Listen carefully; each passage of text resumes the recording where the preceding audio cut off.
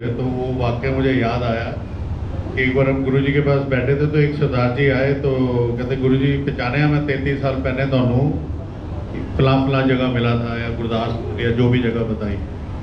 तो गुरुजी ने बोला तेन 33 साल का पता तू 300 साल पहले पता नहीं किहड़े जन्म किहड़े युग में उन्होंने बयान किया कि तद मिले से।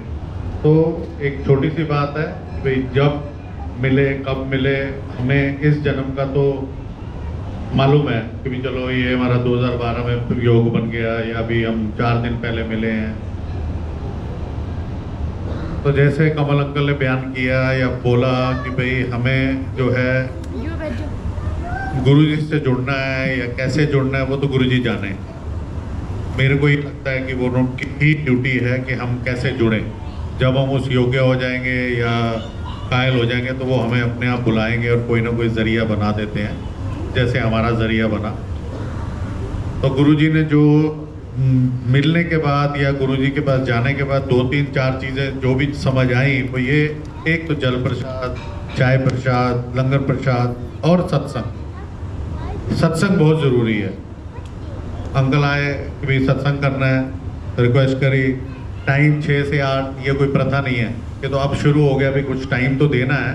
तो इसलिए हमने बताना शुरू किया शुरू में कि आप 6 PM ऑनवर्ड, 5 बजे ऑनवर्ड, जो भी टाइम आप रख रहे हैं उसके ऑनवर्ड, क्योंकि उसके बाद का तो पता ही नहीं है।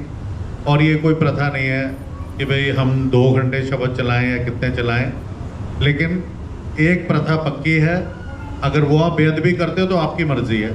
तो मेरा फ़र्ज़ है कि मैं आपको सत्संग के कुछ जो ख़ास नियम हैं उसमें से जो मुझे इस वक्त याद है वो बता रहा हूँ कि शब्द गुरबानी के साथ आप ये सदा मासूम या कोई पता नहीं कोई भी जो चलाते हैं, तो जो चलाने वाले हैं वो ध्यान रखो, बहुत ज़रूरी है। नहीं तो कोई बात नहीं, जो करते हो वो करते रहो, गुरुजी तो आएंगे नहीं अपने आप बताने। तो शब्द गुरबानी ही चलती थी नंबर 1।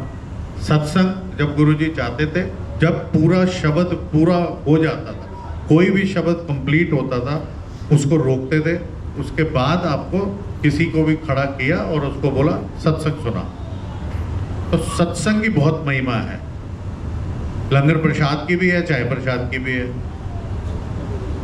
गुरुजी ने एक दिन बैठे हुए थे, उस दिन नहीं समझ आई, 15 सालों के बाद समझ आई कि भाई उन्होंने बोला जा घर जाके सत्संग कर। और अभी मुझे 2-3-4 महीने हुए थे, मैंने सोचा घर जाके क्या सत्संग करें, तो मैंने देखता ही रहा उनको। खैर उन्होंने भेज दिया, तो मैं ऐसे जैसे ऊपर दीदी थे, हमारे सिस्टर थे, उनको बुलाया या 2 बंदे हम बैठे और सत्संग हो गया। ऐसे ही यहाँ 2-3 आंटियाँ बैठी हैं। एक दिन ऐसे ही सुबह 11:15 बजे का प्रोग्राम बना, तो 11:15 बजे मैं जैसे ही उठा, मैंने उठते सर मेरे को अंदर से जैसे आवाज़ आई या जो भी मन किया कि सत्संग करना। मैंने एक आंटी को फ़ोन किया, उन्होंने आगे 10 आंटी को किया, मैंने कहा 10-20 जन संगत आ जाओ। हमने 10-20 संगत का अरेंज कर लिया। आंटी भी मेरे घर नहीं थे और शाम को जब आए, जब 5 बजे समाप्ति हुई, कहते कोई आए थे? मैंने कहा आए थे, 1-2 जने बैठे हुए थे अभी संगत, और हमने अपना सत्संग भी हो गया। तो कोई आडंबर की जरूरत नहीं है, ना गुरुजी ने बोला सिंहासन लगाने के। तो अब तो जो शुरू हो गया उसको रोकना तो मुश्किल है। तो मेरा फ़र्ज़ है बताना कि भाई ये कुछ, अब रात को मुझे अगर 8 बजे भेजा था गुरुजी ने, तो गुरुजी ने नहीं बोला कि जाके सिंहासन लगाओ। फिर हम ओम एक ओंकार में बहुत बार बता चुका हूँ, मेरा फ़र्ज़ है बताना। जो भी संगत बड़े मंदिर गई है, आपने देखा कि ओम एक ओंकार बड़े मंदिर में जाने के बाद जब आप दरबार में जाते हो तो इवन शिव जी की मूर्ति, इवन गुरु नानक देव जी के स्वरूप से भी सबसे ऊपर लिखा है सिर्फ ओम नमः शिवाय। ये जो ओम नमः शिवाय जी ज़्यादा है, गुरुजी ने तो कभी कराया नहीं, आप करे जाओ, करने में कोई बुराई नहीं है, जो मर्जी करो, आपकी मर्जी है। लेकिन उधर लिखा है सिर्फ ओम नमः शिवाय, और ओम एक ओंकार उसके साथ में बना है, तो उसका स्थान बहुत ऊपर है, उसके अलग मायने हैं। तो कोई भी काम करे तो मीनिंग से करे। झूठे हाथों से अभी मैंने देखा था, मैं बोल ही नहीं पाया, मैं रोक ही नहीं पाया, उन्होंने अपना जोड़े उतारे, जूते भी उतारे, जुराबे भी उतारी और आके माथा भी टेका।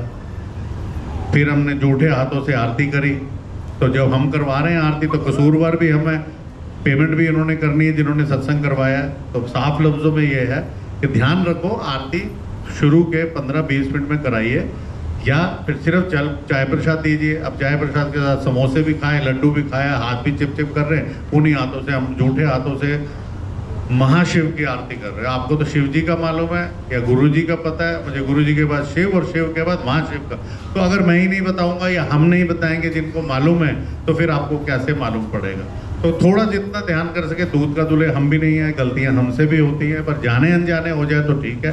जान मुझ के मालूम है तो जो भी करवाएं तो वो इस चीज़ का ध्यान रखें कि भाई झूठे हाथ से ना हो, या तो फिर हाथ धुलवा के करवाएं। तो ऐसे तो कई बातें हैं वो जो गलतियां या ना करें या नहीं होनी चाहिए, और कुछ बातें अच्छी ही होनी चाहिए। तो मैं एक सत्संग आपके साथ शेयर कर देता हूँ जो गुरु जी की महिमा जैसे है।